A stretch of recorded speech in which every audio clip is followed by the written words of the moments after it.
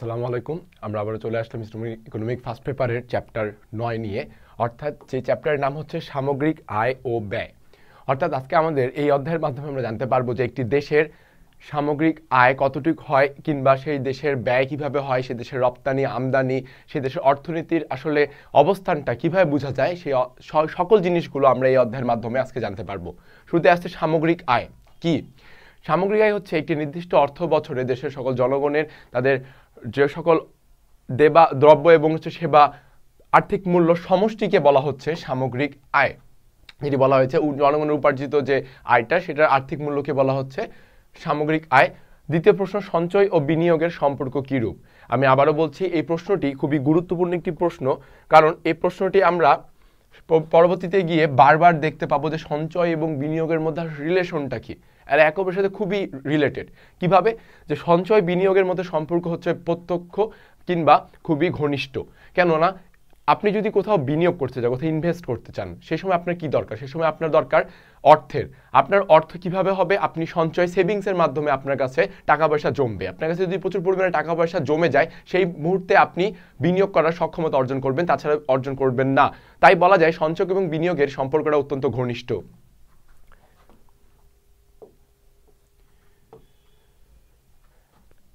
গ নম্বরে বলা হচ্ছে উদ্দীপক থেকে বিনিয়োগ রেখা। আমাদের উদ্দীপকে দেখছি একটি ছক দেওয়া রয়েছে, সেটি হচ্ছে কি 400, 500, 600 সামগ্রিক আয়, মোট সঞ্চয় 100, 200, 300 এবং মোট বিনিয়োগ রয়েছে একই 200, 200, 200।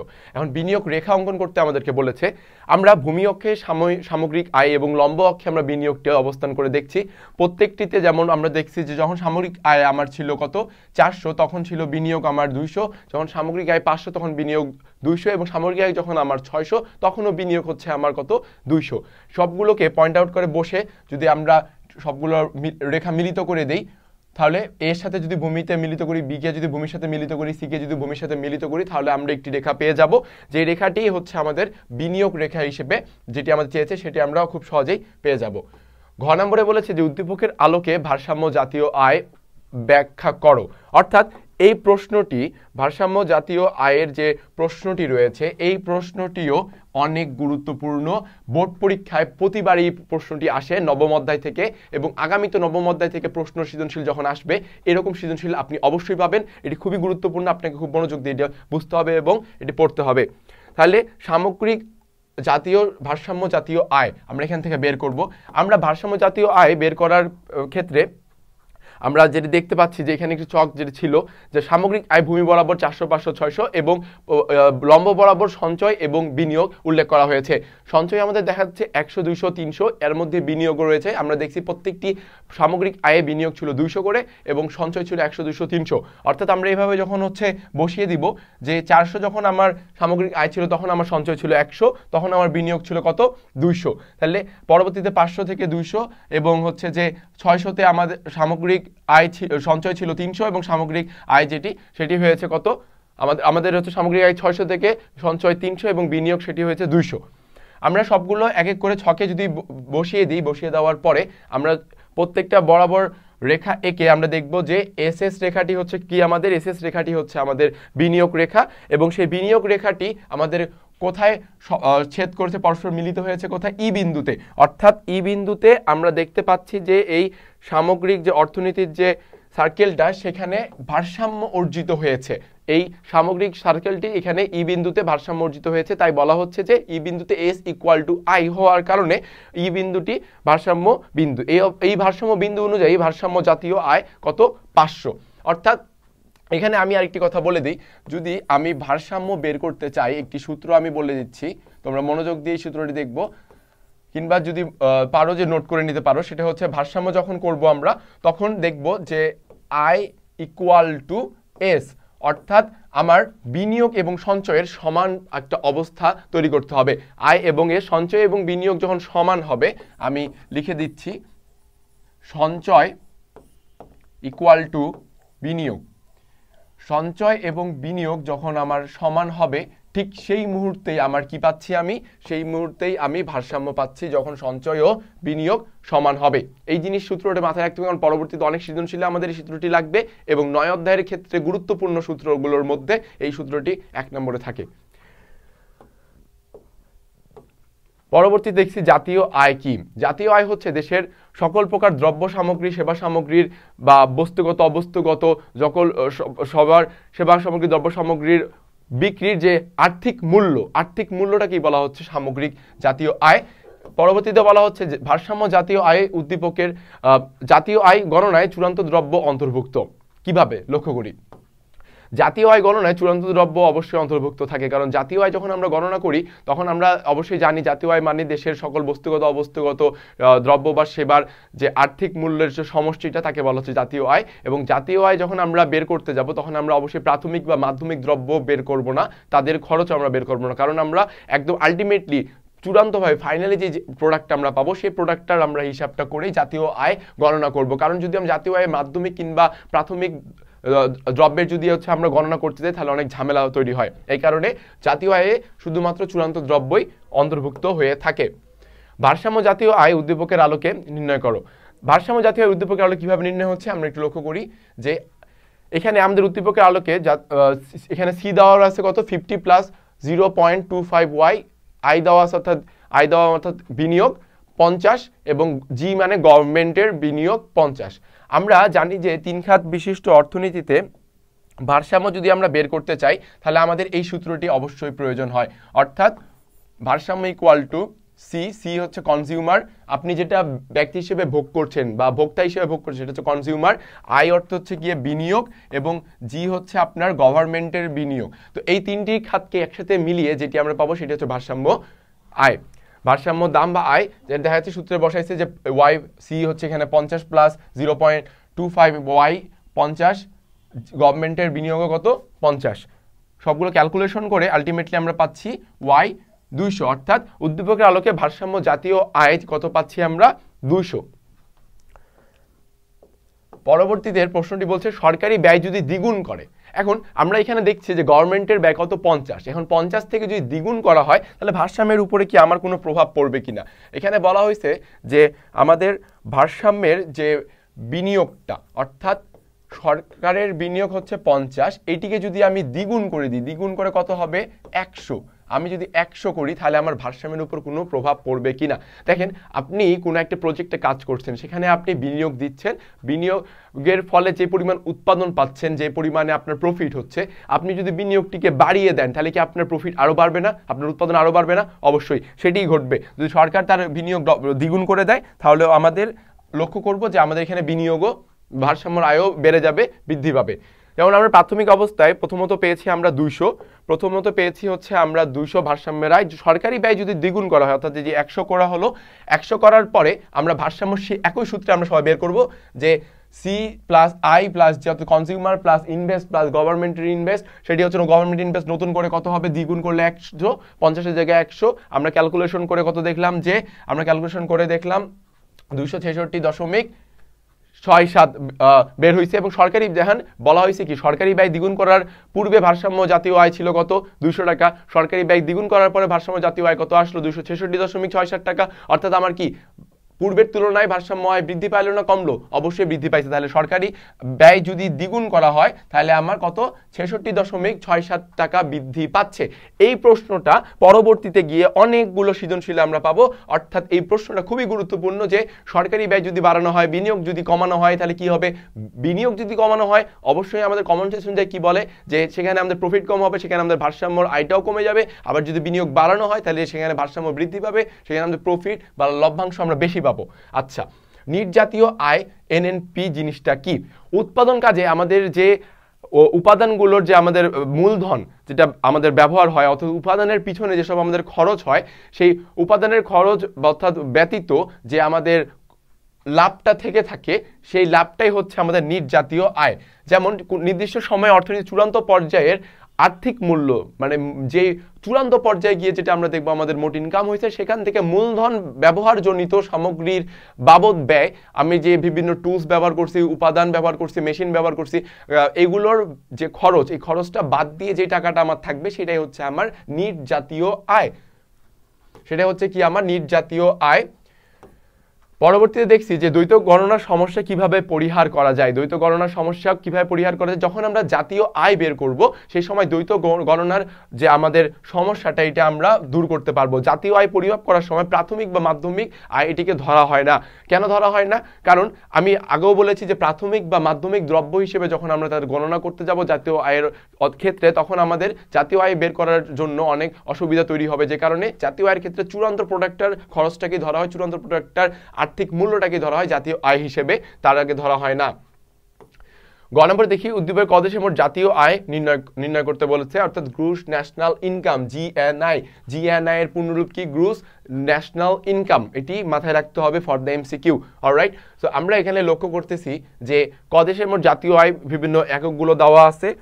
যে ভোগের দেওয়া আছে কত? 20,000 কোটি টাকা, বিনিয়োগ রয়েছে 5,000, সরকারি ব্যয় 10,000, রপ্তানি আয় দেওয়া আছে 5,000 এবং আমদানি ব্যয় দেওয়া আছে কত? 600 কোটি টাকা। এখন আমরা এই সূত্রটি আমরা জানি যে মোট জাতীয় আয় বের করার জন্য y ইকুয়াল টু সি, অর্থাৎ কনজিউমার আপনি ভোগ যেটা করতেছেন, আবার হচ্ছে যে ইনভেস্ট আপনি বিনিয়োগ যেটা করছেন, আবার গভর্নমেন্টের যেটা বিনিয়োগ আছে, এবং এখানে একটি টুইস্ট আছে, সেই টুইস্টটি এখানে লক্ষ্য করব আমরা যে এক্স মাইনাস এম। এখানে এক্স অর্থাৎ রপ্তানি, এম মানে হচ্ছে আমদানি। রপ্তানি মানে কি? বাইরের দেশে গিয়ে আমি যেটা বিক্রি করবো, তাই না? আর এম মানে কি? বাইরের দেশ থেকে যেটি আমি কিনবো। তাহলে আমি যেটি বাইরের দেশে বিক্রি করলাম, বিক্রি করে আমার বাইরের দেশ থেকে যেটা আমি কিনবো সেই টাকাটা যদি আমি বাদ দিয়ে দেখি যে কত টাকা থাকতেছে আমার কাছে সঞ্চয়ে, সেই টাকাটা আমি যোগ করব কোথায়? যোগ করব আমার মোট জাতীয় আয়ে, গ্রুস ন্যাশনাল ইনকামে যোগ করব আমি। তাহলে এই যে সূত্রটার মাধ্যমে ক্যালকুলেশন করে আমরা দেখতে পাচ্ছি যে 39,400 টাকা আমার মোট জাতীয় আয়ে বের হয়েছে। এভাবে আমরা মোট জাতীয় আয় বের করতে পারবো। মোট জাতীয় আয়ের ক্ষেত্রে আমাদের অবশ্যই এই সূত্রটা মাথায় রাখতে হবে। যদি এই সূত্রে যদি আমদানি রপ্তানির কথা উল্লেখ থাকে তাহলে এক্স মাইনাস এম, আমি আবারও বলছি এক্স মাইনাস এম, অর্থাৎ রপ্তানি থেকে আমদানির বিয়োগটিকে বলা হচ্ছে। পরবর্তীতে আমরা দেখব যে অন্যান্য ব্যয় স্থির রেখে সরকারি ব্যয় যদি বৃদ্ধি পেয়ে 15,000 কোটি টাকা হলে ভারসাম্য জাতীয় আয়ে কি পরিবর্তন হবে কিনা। ঠিক যেন এই আগে সৃজনশীলের প্রশ্নটাই কিন্তু এখানে উঠে আসছে। আমি আগে সৃজনশীলে চলে আসলাম যে সরকারি ব্যয় দ্বিগুণ করলে ভারসাম্যের কোনো ব্যয় পরিবর্তন হবে কিনা। তাহলে এখানে সরকারি ব্যয় দ্বিগুণ করা হচ্ছে, এখানেও সরকারি ব্যয় বাড়ানো হচ্ছে। তাহলে সরকারি ব্যয় যদি বাড়ানো হয়, এর আগের সৃজনশীলে দেখলাম ভারসাম্য কি বৃদ্ধি পাবে না কমছিল?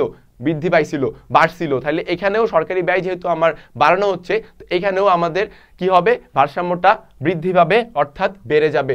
সেই জিনিসটা আমরা দেখব ঘ নম্বরে, যে বলা হচ্ছে আগের অংশে সরকারি ব্যয়ে আমাদের জাতীয় আয় ছিল 39,400 কোটি টাকা। যদি 15,000 জাতীয় আয় সরকারি বিনিয়োগ যদি বাড়ানো হয়, তাহলে কত হচ্ছে? তাহলে আমার আলটিমেটলি দেখতেছি আমার এখানে আসে হচ্ছে আমার ভারসাম্যটা আমরা লক্ষ্য করতে পারছি যে সরকারি ব্যয় যখন আমরা বাড়াবো, সরকারি ব্যয় বাড়ালে আলটিমেটলি আমার ভারসাম্যটা কি হবে? ভারসাম্য আমার বৃদ্ধি পাবে, নতুন ভারসাম্য স্তর বৃদ্ধি পাবে। এবং তাহলে দেখা যাচ্ছে সরকারি ব্যয় বৃদ্ধি পেয়ে 15,000 কোটি টাকা হলে কি 5,000 কোটি টাকা ভারসাম্য সরকারে আমাদের হচ্ছে জাতীয় আয়ের ক্ষেত্রে বৃদ্ধি পাচ্ছে। সহজ কথা ভাই, যে সরকারি আয় যদি বৃদ্ধি করে, সরকারি বিনিয়োগ যদি বৃদ্ধি করে, মোট জাতীয় আয় অবশ্যই বাড়বে। পরবর্তী দেখছি যে মোট দেশজ উৎপাদন, জিডিপি কাকে বলে? জিডিপির পূর্ণরূপ কি? জিডিপির পূর্ণরূপ হচ্ছে গ্রুস ডোমেস্টিক প্রোডাক্ট। মাথায় রাখতে হবে GDP gross domestic product, GNP gross national product. এগুলো আবার হচ্ছে রয়েছে যে পার ক্যাপিটা ইনকাম, মাথাপিছু আয়। এগুলো আসলে ইংলিশটা যদি আপনি মাথায় রাখেন তাহলে হচ্ছে আপনার জ্ঞানমূলক প্রশ্ন বা এমসিকিউর ক্ষেত্রে খুবই গুরুত্বপূর্ণ ভূমিকা পালন করবে। এখানে দেখছি আমরা জিডিপি কাকে বলতেছে। জিডিপি বলতে বোঝায় যে একটি দেশের সীমানার ভিতরে, টেরিটরির ভিতরে, অর্থাৎ অভ্যন্তরীণে যে সকল দ্রব্য বা সেবার আর্থিক মূল্য বা যতটুকু উৎপন্ন হয় সেটা আর্থিক মূল্যকে জিডিপি বলা হচ্ছে। আমরা যদি দেখি যে দেখেন একটি নির্দিষ্ট সময় এক বছর একটি দেশের ভৌগোলিক সীমারেখার মধ্যে উৎপাদিত দ্রব্য সামগ্রী বা সেবা কর্মের আর্থিক মূল্যকে কি বলা হচ্ছে? আর্থিক মূল্যকে বলা হচ্ছে জিডিপি। আবার কোন ধরনের ভোগ আয়ের উপর নির্ভরশীল নয়? দেখেন এই প্রশ্নটা খুবই একটু গুরুত্বপূর্ণ একটি প্রশ্ন, এবং এই প্রশ্নটাকে আমি মার্ক করব কারণ এই প্রশ্নটা সৃজনশীলে, বোর্ড পরীক্ষা সৃজনশীলে এইচএসসিতে অবশ্যই এসে থাকে এবং শিক্ষার্থীর পুরো মাথাটাকে পুরো নষ্ট করে দেয় এই প্রশ্নটা, যে আসলে কোনটা। কারণ পরীক্ষার হলে অনেক কিছু আমাদের মাথা কিন্তু চলে, যে কোন ধরনের ভোগ আয়ের উপর নির্ভরশীল নয়, সেটা হচ্ছে স্বয়ংভূত ভোগ। স্বয়ংভূত ভোগ জিনিসটা কি? একটা মানুষের ভোগ নির্ভর করে কিসের উপর? তার আয়ের উপর। কিন্তু সাধারণত আমরা দেখি যে আয়ের উপরেও মাঝে মাঝে নির্ভর করে না। একটি মানুষের যদি আয় না থাকে, আয় শূন্য থাকার পরেও কিছু কিছু ব্যয় আছে স্থির ব্যয়, সেই স্থির ব্যয়গুলোকে মানুষকে বহন করতেই হয়, সেগুলোকে বলা হয় স্বয়ংভূত ব্যয়। যেমন দেখা যাচ্ছে কোন ধরনের আয়ের উপর নির্ভরশীল নয়, যেটা স্বয়ংভূত ব্যয় হচ্ছে আয়ের উপর নির্ভরশীল নয়, কারণ স্বল্পকালে ব্যক্তি আয় শূন্য থাকলেও সেটা অব্যাহত করে বিভিন্ন উৎস থেকে সেটিকে পূরণ করতেই হবে তাকে, এই কারণে বলা হয়েছে স্বয়ংভূত ব্যয় আয়ের উপর নির্ভরশীল নয়। আচ্ছা, উদ্দীপকের সমীকরণ ব্যবহার করে ভারসাম্য জাতীয় আয়। আমরা ভারসাম্য জাতীয় আয় কিন্তু ব্যয় করার যে সূত্র আমরা শুরুতেই জেনে গিয়েছি যে ভারসাম্যর ক্ষেত্রে আমার কি করতে হবে, ভারসাম্যর ক্ষেত্রে আমার সঞ্চয় আর হচ্ছে যে বিনিয়োগটা আমার হচ্ছে কি সেম করতে হবে, সঞ্চয় বা বিনিয়োগটা আমাদের সেম রাখতে হবে, অর্থাৎ সেভিংস ইকুয়াল টু ইনভেস্ট, এটা আমাদের সমান রেখেই আমরা তবে ভারসাম্য বের করতে পারবো।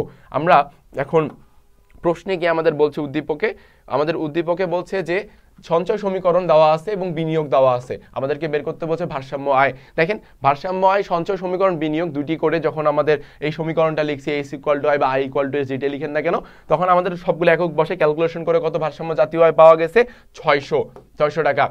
বিনিয়োগের পরিমাণ 400 যদি হয়, বিনিয়োগের পরিমাণ কত যদি হয় 400 যদি হয়, জাতীয় আয়ের কি পরিবর্তন ঘটবে চিত্রের মাধ্যমে তা দেখাতে বলেছে। বিনিয়োগ কত আছে এখানে, বিনিয়োগ আছে এখানে হচ্ছে আমাদের 200, বিনিয়োগ আছে এখানে কত আমাদের, এখানে আছে বিনিয়োগ 200। এখন 200 থেকে যদি আমরা বিনিয়োগ কত করি আমাদের 400, অর্থাৎ কি বাড়াইছি প্লাস করছি, তাহলে কি আমাদের জাতীয় আয় বাড়বে না কমবে? একটু আগে বললাম বিনিয়োগ যত বাড়াবেন জাতীয় আয় তত আমাদের বাড়বে, তাহলে অবশ্যই আমাদের এখানে জাতীয় আয়ের মধ্যে একটা পরিবর্তন ঘটবে, যেটি হচ্ছে আমাদের চিত্রের মাধ্যমে এখানে আমাদের দেখাইতে বলছে যে আগে ছিল 600, পরবর্তীতে আমাদের যখন বিনিয়োগ আমরা বাড়াইলাম 400, তখন হচ্ছে আমাদের কত হয়েছে জাতীয় আয় 1000, তাহলে আমাদের কি পূর্বের তুলনায় বাড়ছে, এই পূর্বের তুলনায় বাড়ছে, এই জিনিসটা আমরা লক্ষ্য করতে পারছি। আচ্ছা, তাহলে এখানে আবার আসছে জিডিপি কাকে বলে, জিডিপি কাকে বলে, এই জিনিসটা খুবই সহজ। আমরা বললাম দেশের অভ্যন্তরীণ যে সকল দ্রব্যমূল্যের বা সেবার মূল্যের যে আর্থিক মূল্যের সমষ্টি তাকে বলা হচ্ছে জিডিপি। অভ্যন্তরীণে মাথায় রাখবেন জিডিপি মানেই অভ্যন্তরীণ। যন্ত্রপাতি মেরামতের খরচ যদি বাড়ে তাহলে এনএনআই এর উপর কি প্রভাব পড়বে কি না। লক্ষ্য করুন যে যন্ত্রপাতির খরচ যদি বাড়ে, আমরা নিট জাতীয় আয় আমরা যেটা পড়লাম সেটার অর্থ কি ছিল যে উৎপাদন খরচের মোট যে চূড়ান্ত খরচ থেকে মূলধন ব্যবহারজনিত ব্যয়কে বাদ দিয়ে যে খরচ থাকছে তাকে বলা হচ্ছে নিট জাতীয় আয়। এখন যদি যন্ত্রপাতি অর্থাৎ মূলধন বিভিন্ন যন্ত্রপাতি যন্ত্রাংশের খরচ যদি বাড়ে যায় তাহলে আমার কি নিট জাতীয় আয়টা কি কমে যাবে, তাই না? আমরা দেখি এখানে কি বলছে যে যদি যন্ত্রপাতি মেরামতের খরচ বাড়লে নিট জাতীয় আয়ের খরচ কি হবে, অবশ্যই কমে যাবে, কারণ নির্দিষ্ট সময় কিন্তু অর্থনীতির চূড়ান্ত পর্যায়ের দ্রব্য বা সেবার আর্থিক মূল্য থেকে কি বলছে মূলধন ব্যবহারজনিত ব্যয়ের যদি খরচটা বাদ দিই তাহলে আমরা নিট জাতীয় আয়টা পাই। এখন যদি খরচই বেশি হয়ে চলে যায় পূর্বের তুলনায় তাহলে নিট জাতীয় আয় কি অবশ্যই কম হবে। গ নম্বরে বলা হয়েছে দেশটির ভোগ রেখা অঙ্কন করো। খুবই একটি সহজ বিষয়। একটি দেশের যে 2020 সালে বিনিয়োগ রেখা দেওয়া আছে 50, সরকারি ব্যয় দেওয়া আছে 25 এবং পরবর্তীতে ভোগ ব্যয় দেওয়া আছে 100 যোগ 0.5 ওয়াই। এখন এখানে তার বিনিয়োগ রেখা ব্যয় করতে বলছে। বিনিয়োগ রেখাটার জন্য আমাদের দেখতে হবে যে বিভিন্ন সময়ে আমরা যখন আয় প্রকাশ করব, বিভিন্ন সময়ে আয় প্রকাশের মাধ্যমে আমাদের বিনিয়োগ কত হচ্ছে দেখতে হবে। যেমন এখানে আমরা দেখছি বিভিন্ন সময় আয় বের করে যখন আয় শূন্য ছিল ভোগ 100, 200 হলে 200, 400 হইলে ভোগ ছিল 300, 600 হলে ভোগ ছিল কত 400। তাহলে এখানে আমরা বিস্তারিত দেখতে পাচ্ছি এই রেখাতে যে আমরা সবগুলো যদি পয়েন্ট টু পয়েন্ট যদি বসিয়ে আমরা একটি রেখা অঙ্কন করি তাহলে রেখা অঙ্কনের ক্ষেত্রে আমরা দেখতে পাচ্ছি এ থেকে ডি পর্যন্ত আমরা এখানে ভোগ রেখা পেয়ে গেছি। তাহলে উদ্দীপকের আলোকে অঙ্কিত ভোগ রেখা কোনটা বুঝাইছে, এই যে আপনার এ থেকে ডি পর্যন্ত ভোগ রেখাটাকে এখানে আমাদের উল্লেখ করা হয়েছে যদি আমরা উদ্দীপকের আলোকে সবকিছু বসিয়ে থাকি। পরবর্তী প্রশ্ন বলছে দেশটির ভারসাম্য জাতীয় আয় 2020-এর তুলনায় কি 21 সালে বৃদ্ধি পেয়েছে কি না। দেখেন একটি জিনিস এখানে খুবই সুন্দর করে কথাটি উল্লেখ করছে। 2020 সালে সরকারি ব্যয়ের দিকে আমরা যাব। 2020 সালে সরকারি ব্যয় কত ছিল 25। 2020 সালে সরকারি ব্যয় বা সরকারি বিনিয়োগ ছিল কত 25। এটা হচ্ছে 2020 সালের কথা। 2021 সালে এসে সরকারি বিনিয়োগ হয়েছে 50। এটা কত 2021 সালের কথা। তাহলে 2021 সালে আসে সরকারি বিনিয়োগ বা ব্যয়টা কি দ্বিগুণ হয়েছে। দ্বিগুণ যদি হয়ে থাকে তাহলে ভারসাম্য আয় কি হবে, অবশ্যই বৃদ্ধি পাবে। এই অঙ্কটা বারবার করানো হয়েছে, বারবার আসতেছে এবং পূর্ব মতো এখনো বলা হচ্ছে যে এই অঙ্কটা অবশ্যই বোর্ড পরীক্ষা পাবে। তোমরা এটা খুব মনোযোগ দিয়ে পড়বে জিনিসটা, যে আমি জি অক্ষে দেখেন যে যখন তুলনা করেছি তখন জাতীয় আয় অবশ্যই আমার ভারসাম্য জাতীয় আয় কি হবে, বৃদ্ধি পাবে। বারবার জিনিসটা উল্লেখ করা আছে এখানে। পরবর্তীতে আমরা দেখতেছি নিট জাতীয় আয় কি, একটু আগে পড়লাম যে মোট যে চূড়ান্ত যে আমার আয় সেখান থেকে মূলধন ব্যবহারজনিত বা দ্রব্য যন্ত্রাংশ ব্যবহারজনিত যে ব্যয়টা সেটা বাদ দিলে যেটি থাকে সেটি হচ্ছে আমার নিট জাতীয় আয়। সঞ্চয় বাড়লে কি বিনিয়োগ বাড়ে কিনা? হ্যাঁ, প্রথম প্রশ্নে বলেছিলাম সঞ্চয় বিনিয়োগের মধ্যে সম্পর্ক কি, সেই সম্পর্ক অবশ্যই ঘনিষ্ঠ একটি সম্পর্ক, কারণ সঞ্চয় যত বাড়াবেন ততই আপনার বিনিয়োগ, আপনার কাছে যত টাকা থাকবে আপনি তত ইনভেস্ট করতে পারবেন, টাকা নেই ইনভেস্ট করতে পারবেন কি? পারবেন না। তো তাহলে সঞ্চয় বাড়লে কি বিনিয়োগ বাড়বে। তারপর বলছে ত্রিখাত বিশিষ্ট অর্থনীতিতে ভারসাম্য জাতীয় আয় নির্ণয় করো। ভারসাম্য জাতীয় আয় নির্ণয়ের ক্ষেত্রে আমরা সূত্র অবশ্যই জানি যে y equal to c plus I plus g plus x n. এখানে যেহেতু শুধু রপ্তানির কথাটি উল্লেখ আছে, এক্স এন বলা হলো, তিনটা একসাথে যোগ করলে আমরা কি পাবো? আমরা ভারসাম্যর আয়টা আমরা এখানে পেয়ে যাব, যেটি কত এখানে হয়েছে যোগ করে 17,500। এখন পরবর্তী প্রশ্নতে আমরা দেখতে পাইছি যে সরকারি ব্যয় যদি 500 টাকা বৃদ্ধি করি, একই প্রশ্ন ভাই, এখানে মাথা ঘামানোর কিছু নেই, একই প্রশ্ন, চিন্তার কিছু নেই। এই অধ্যায়টা রিলেটেড শুধু ওই বিষয়গুলাই নিয়ে বারবার আসতেছে, কিন্তু এটি কিন্তু পয়েন্ট আউট করাটা আপনাদের নিজস্ব দায়িত্ব।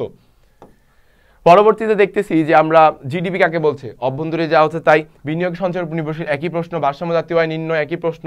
তাহলে যদি বিনিয়োগের পরিমাণ যদি অর্ধেক হয়, দেখেন এখন পর্যন্ত আমরা কি পড়লাম, বিনিয়োগ যদি দ্বিগুণ করা হয়, বাড়ানো হয়, তাহলে ভারসাম্য কি হবে না হবে, কি প্রভাব পড়বে। তাহলে ওরকম করা হলে ভারসাম্য অবশ্যই ডবল হইতো, ভারসাম্য বৃদ্ধি পাইতো। কিন্তু বিনিয়োগ এখন বলা হচ্ছে যে অর্ধেক করা হয়, তাহলে কি হবে? অর্ধেক যদি করা হয় সেই ক্ষেত্রে হচ্ছে বিনিয়োগ অর্ধেক করার কারণে ভারসাম্য কিন্তু একটু আমরা প্রভাব পড়বে, বিরূপ প্রভাব পড়বে। তাহলে আমরা লক্ষ্য করি যে আমার বিনিয়োগ যদি অর্ধেক করা হয়ে যায়, তাহলে হচ্ছে আমাদের বিনিয়োগ অর্ধেক করা হয়ে গেলে তাহলে কি ভারসাম্য জাতীয় হ্রাস পাচ্ছে কত? 200, হ্রাস পাচ্ছে কত? 200, এটা আমরা লক্ষ্য করলাম। আচ্ছা, পরবর্তী মোট দেশজ উৎপাদন। মোট দেশজ উৎপাদন কোনটাকে বলা হচ্ছে? দেশজ উৎপাদন বলা হচ্ছে জিডিপি। জিডিপির বাংলায় কিন্তু মোট দেশজ উৎপাদন ইংলিশ গ্রুস ডোমেস্টিক প্রোডাক্ট, আমাদের মাথায় রাখতে হবে। এবং পরবর্তী প্রশ্নটা, এই প্রশ্নটা মোটামুটি ভালো প্রশ্ন, যে স্বল্পকালীন এবং দীর্ঘকালীন ভোগ অপেক্ষকের মধ্যে কোনো পার্থক্য আছে কি না? অবশ্যই পার্থক্য আছে। স্বল্পকালীন এবং দীর্ঘকালীনের মধ্যে কি পার্থক্য? যে স্বল্পকালীন ভোগ অপেক্ষককে স্বয়ংভূত ভোগ বলা হচ্ছে, যেটি বলছে মানুষের আয় যখন শূন্য থাকে কিন্তু তাও কিছু তাদেরকে ভোগ চালিয়ে যেতে হয়, সেগুলো কি স্থির ভোগ বলা হচ্ছে বা স্থির ব্যয় বলা হচ্ছে, স্বয়ংভূত ভোগ। আবার দীর্ঘকালে ভোগ অপেক্ষকে স্বয়ংভূত ভোগ থাকে না, কারণ আয় শূন্য থাকলে মানুষের সেই স্থির ব্যয় চালানোর মতো সক্ষমতা থাকে না। উদ্দীপকের ভারসাম্য জাতীয় আয় একই জিনিস, পরিমাণ 250 টাকা যদি হয়, বিনিয়োগের পরিমাণ কত আছে? এখানে বিনিয়োগের পরিমাণ আছে 200। 200 থেকে যদি আমি 250 করি তাহলে কত? 250 করলে আমার কি 50 টাকা বৃদ্ধি পাচ্ছে। তাহলে বিনিয়োগ যদি বৃদ্ধি পায় তাহলে আমার কি, আমার ভারসাম্য কি হবে? ভারসাম্য হচ্ছে আমার বৃদ্ধি অবস্থানে থাকবে। একই প্রশ্ন বারবার আসতেছে। সো এই প্রশ্নটা খুবই ইম্পর্টেন্ট একটি প্রশ্ন, বারবার যেহেতু আসতেছে। পরবর্তীতে আমরা দেখতেছি জাতীয় আয় কি। জাতীয় আয় কোনটাকে বোঝাচ্ছে? যে সামগ্রিক এক বছরে দেশের যে পরিমাণ বস্তুগত অবস্তুগত সেবাকর্ম দ্রব্য সামগ্রী, যেটা আমরা আর্থিক মূল্যটাকে ধরতেছি, সেটা কি বলা হচ্ছে? আমাদের জাতীয় আয়, মাথায় রাখতে হবে। এবং আয়ের সাথে পরিচিত ভোগের সম্পর্কটা কি? আয়ের সাথে পরিচিত ভোগের সম্পর্ক খুবই ঘনিষ্ঠ, কারণ আয় বাড়লে কি আমার ভোগ বাড়বে, আয় কমলে কি আমার ভোগ বাড়বে? ভোগ অবশ্যই কমবে। হ্যাঁ, এই জিনিসটা এখানে বোঝা গেছে যে ভোক্তার আয়ের পরিমাণ বাড়লে বা কমলে ভোগের পরিমাণ বাড়ে বা কমে, অর্থাৎ আয়ের সাথে সাথে ভোগের একটি সম্পর্ক রয়েছে। হচ্ছে তার আয় বাড়লে যেটি বললাম ভোগ বাড়বে, কিংবা আয় কমলে ভোগ কমবে, এই সম্পর্কটি এখানে উল্লেখ করা হয়েছে। গ নম্বর প্রশ্নে বলা হচ্ছে কি, ভারসাম্য জাতীয় আয় এবং সরকারি ব্যয় 200 যদি হয় তাহলে জাতীয় আয় কত হবে? একই বিষয়, সরকারি ব্যয় যদি 200 হয় তাহলে এই যে পরিমাণটা এখানে আমরা বৃদ্ধি পাচ্ছে, বৃদ্ধি পাইলে কি হবে? বলা হয়েছে যদি সরকারি ব্যয় বা বিনিয়োগ যদি বৃদ্ধি করি, ভারসাম্য আয়েরও ক্ষেত্রে কি হবে? বৃদ্ধি পাবে। এই জিনিসটা আমাদের অবশ্যই মাথায় রাখতে হবে। পরবর্তীতে আসছে জিডিপি কি, সঞ্চয় বিনিয়োগের ভিত্তি, একই জিনিস। ভারসাম্য জাতীয় আয় অন্তর্ভুক্ত হলে ভারসাম্য জাতীয় আয় কি হবে, প্রভাব পাবে কিনা, একই জিনিস আমরা এখানে বারবার লক্ষ্য করতে পারছি। 11 নম্বরে লক্ষ্য করতে পারছি যে সামগ্রিক ব্যয় কোনটা। সামগ্রিক ব্যয় কোনটা? যে সরকার শাসন কার্য পরিচালনার জন্য নানা প্রকারের উন্নয়নমূলক বা জনহিতকর কাজ, জনকল্যাণের জন্য যে সকল ব্যয় করে তার সামগ্রিক একটা আর্থিক মূল্যকে সামগ্রিক ব্যয় বলা হচ্ছে। ঠিক আছে। আবার এই প্রশ্নটা অনেক গুরুত্বপূর্ণ একটা প্রশ্ন, আপনারা অবশ্যই বইয়ে এই প্রশ্নটা লক্ষ্য করছেন যে ব্যক্তির আয়ের পুরোটাই কি ব্যয়যোগ্য হয়? মানে আমি ধরেন যে মাসে ইনকাম করছি 30,000 টাকা, আমি কি পুরোটাই খাই ফেলবো? না, আমি পারবো না।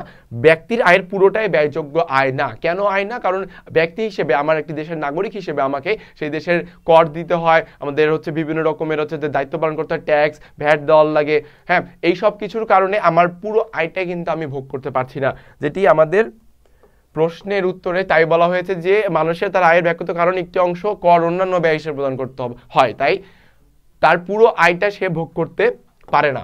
আবার গ নম্বরে আমরা লক্ষ্য করতে পারছি যে ওয়াই দেশের মোট জাতীয় উৎপাদন বা মোট অভ্যন্তরীণ উৎপাদন বের করতে বলছে। মোট জাতীয় উৎপাদন এবং মোট অভ্যন্তরীণ উৎপাদন। জাতীয় উৎপাদন কোনটা? মোট জাতীয় উৎপাদন হচ্ছে যে গ্রোস ন্যাশনাল ইনকাম, অর্থাৎ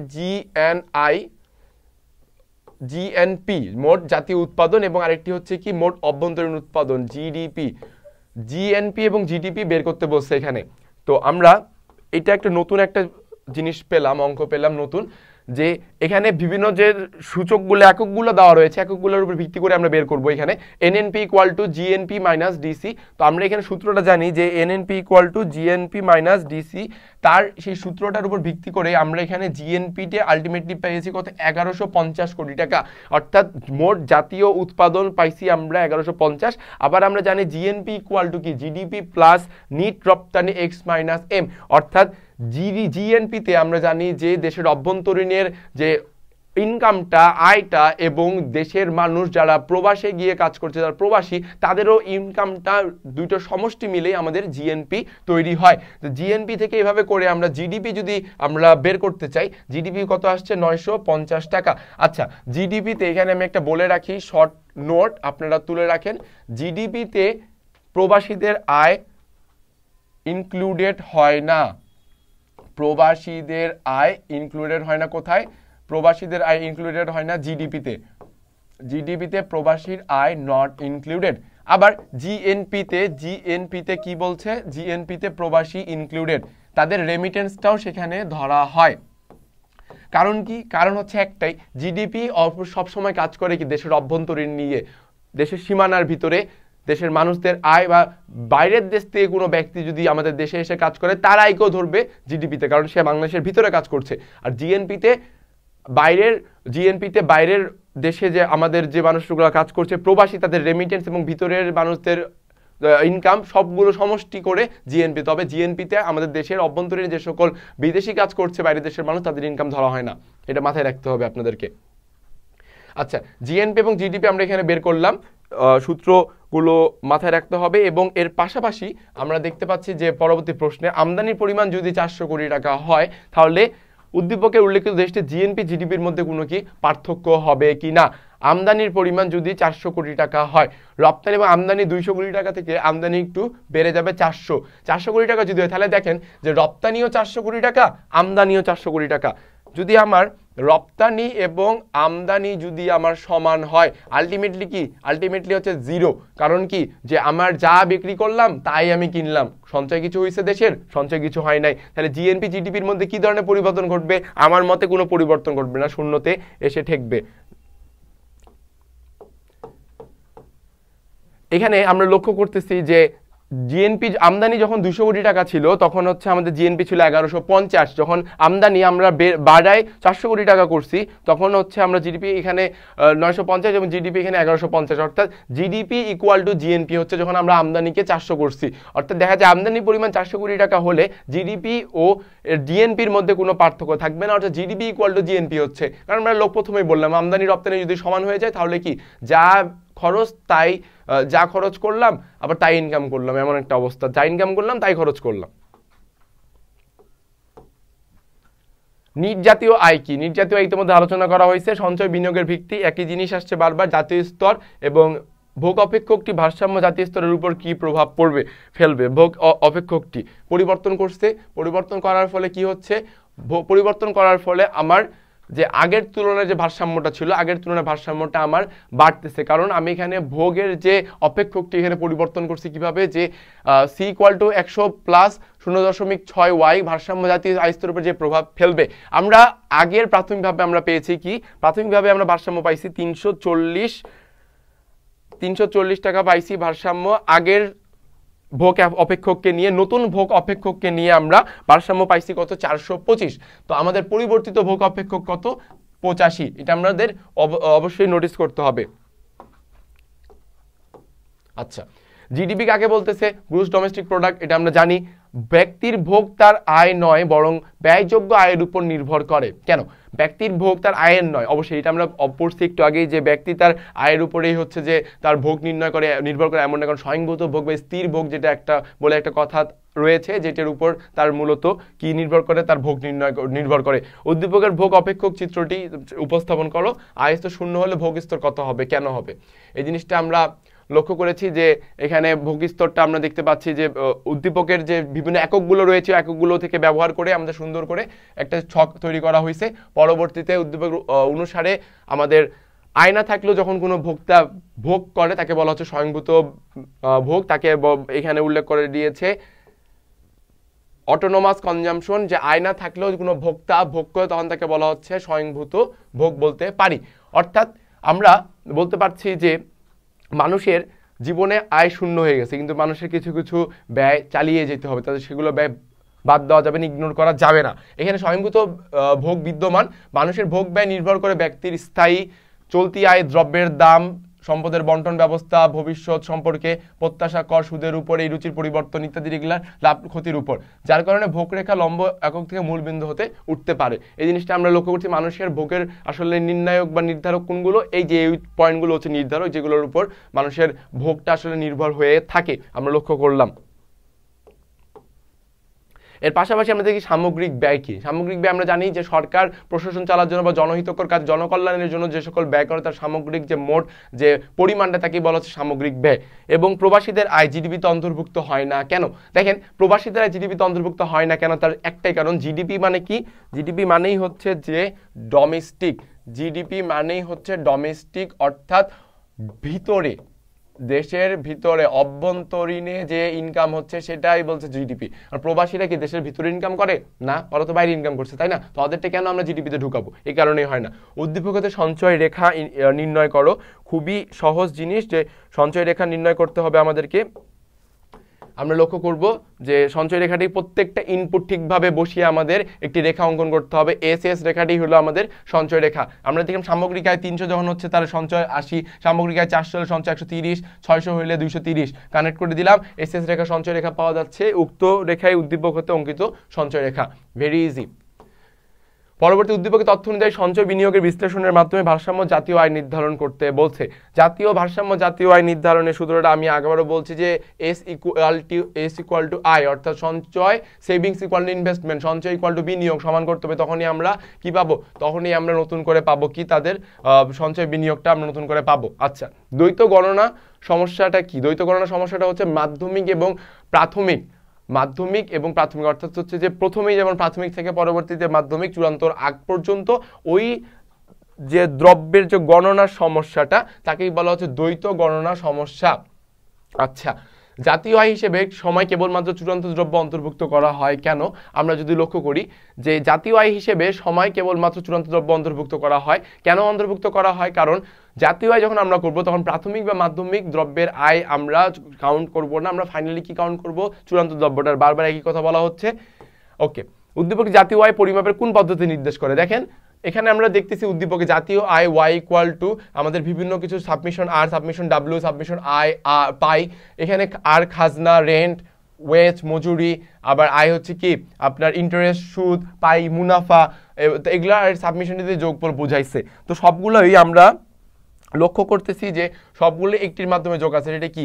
প্লাস, অর্থাৎ আর, রেন্ট, ওয়েজ, ইন্টারেস্ট এবং হচ্ছে মুনাফা সবগুলোই কি আপনার একটা যোগের মধ্যে আমরা দেখতে পাচ্ছি। অর্থাৎ মোট জাতীয় আয় পরিমাপের আয় পদ্ধতিকে নির্দেশ করতেছে আমি যদি বলি। কারণ মোট জাতীয় আয়ের আয় পদ্ধতি, কারণ আয় পদ্ধতিটা কি সবগুলো এককে যোগফলের মাধ্যমে যে পদ্ধতি করা হচ্ছে সেটাকে আয় পদ্ধতি বলা হচ্ছে।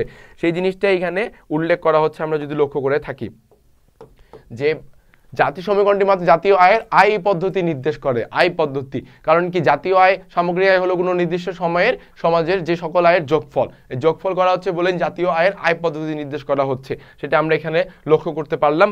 আর এই জাতীয় আয়ের এই আয় পদ্ধতিটিকে অনেক সময় বদ্ধ অর্থনীতিও বলা হয়। আমরা এখানে লক্ষ্য করব, এখানে এই কথাটি উল্লেখ করা আছে।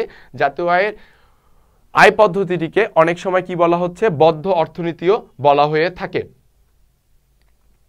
এবং তার বিপরীতে যেই কথাটি বলা হচ্ছে যে বদ্ধ অর্থনীতির বিপরীতে একটি মুক্ত অর্থনীতি বলে একটি কথা আছে, যে আমার দেশের জাতীয় আয় পদ্ধতি যখন আমরা বের করব, তখন যদি আমরা সেখানে সবগুলোর যোগফলের মাধ্যমেও আমরা যদি রপ্তানি এবং আমদানির যে আমরা হিসাবটাও যদি এখানে টেনে আনি, যেমন এখানে এক্স মাইনাস এম এর উল্লেখ করা আছে, তখন বিষয়টিকে বলা হবে কি, এক্স মাইনাস এম যে উল্লেখ করা আছে, তখন এখানে এক্স রপ্তানির পরিমাণ, এম আমদানির পরিমাণ। এরূপ অর্থনীতি কি বলা হচ্ছে ফের আবার মুক্ত অর্থনীতি। এক্ষেত্রে নেট ফ্যাক্টর ইনফ্লোয়ের বিষয়টি বিবেচনা করা হয়। বিষয়টি আমরা লক্ষ্য করতে পারি। তাহলে উদ্দীপকে যে প্রশ্নটি ছিল জাতীয় আয়ের কোন পদ্ধতি, আয় পদ্ধতি, কারণ এখানে সকল কিছু যোগফল করা হচ্ছে, এই কারণে আয় পদ্ধতি এখানে হিসেবে বিবেচনা করা হচ্ছে। অলরাইট, জাতীয় আয় পরিমাপের পদ্ধতি উন্নয়নশীল দেশের জন্য কার্যকর কিনা। এই পদ্ধতিটি উন্নয়নশীল দেশের জন্য কার্যকর কিনা আমরা লক্ষ্য করব যে এই কার্যকর নয়। কারণ কার্যকর না থাকার কারণ কি, জাতীয় এই পদ্ধতি আয় পদ্ধতি হিসেবে পরিচিত। এই পদ্ধতির অনুযায়ী সকল উপাদানগুলো কি এক অর্থ বছরে তাদের মোট আয়ের বা মোট তাদের হচ্ছে উৎপাদনের মোট যোগফলটাকে এখানে আমরা উল্লেখ করব। আমরা জানি উৎপাদনের 4টি একক আছে, ভূমি, শ্রম, মূলধন এবং সংগঠন। এই প্রধান উপাদানগুলো দেশে এক বছরে এইসব উপাদান যতগুলো উপাদান আয় করছে, প্রত্যেকটা উপাদান থেকে আমরা যে পরিমাণে উৎপাদন পাচ্ছি, আয় পাচ্ছি, সেগুলোর সামগ্রিক যে সমষ্টিটা, আর্থিক মূল্য সমষ্টি তাকে বলা হচ্ছে সামগ্রিক আয়। সেই সামগ্রিক আয়টা আমরা এখানে লক্ষ্য করতে পারছি। আর ইংল্যান্ড এবং অন্যান্য কয়েকটি উন্নয়নশীল দেশের সামগ্রিক আয় পরিমাপের ক্ষেত্রে পদ্ধতি বেশি জনপ্রিয় প্রচলিত। এই পদ্ধতিতে আয় নির্ধারণের জন্য সকল উপাদানের উপস্থিতি আবশ্যক, কিন্তু উন্নয়নশীল দেশে সকল উপাদানের ক্ষেত্রে নাই। এই কারণে উন্নয়নশীল দেশে এই পদ্ধতি কার্যকর হবে না, আবারও বলা হচ্ছে। অর্থাৎ এই অধ্যায় থেকে আমরা যে সকল সৃজনশীলগুলো আমরা আলোচনা করলাম, সেই সৃজনশীলগুলো আলোচনার মূল বিষয় হচ্ছে কি, যে এই 9 অধ্যায় থেকে আমি লিখে দিচ্ছি জিনিসগুলো, সেগুলো হচ্ছে ভারসাম্যের পরিমাণ। সেগুলো কি, প্রথমত হচ্ছে ভারসাম্যের পরিমাণ, দ্বিতীয়ত হচ্ছে ভারসাম্য তোমাকে বের করতে বলবে কি যে তুমি আমাকে ভারসাম্য বের করে দাও, এবং দ্বিতীয়ত বলবে যে আমি ইনভেস্ট দ্বিগুণ করলাম, ভারসাম্য কি প্রভাব পড়বে? হ্যাঁ, ভারসাম্য তখন কি হয়ে যাবে, দ্বিগুণ হয়ে যাবে। বলা হচ্ছে সরকারি ব্যয় আমার যা ছিল আমি দ্বিগুণ করছি, ভারসাম্য কি হবে, দ্বিগুণ হয়ে যাবে।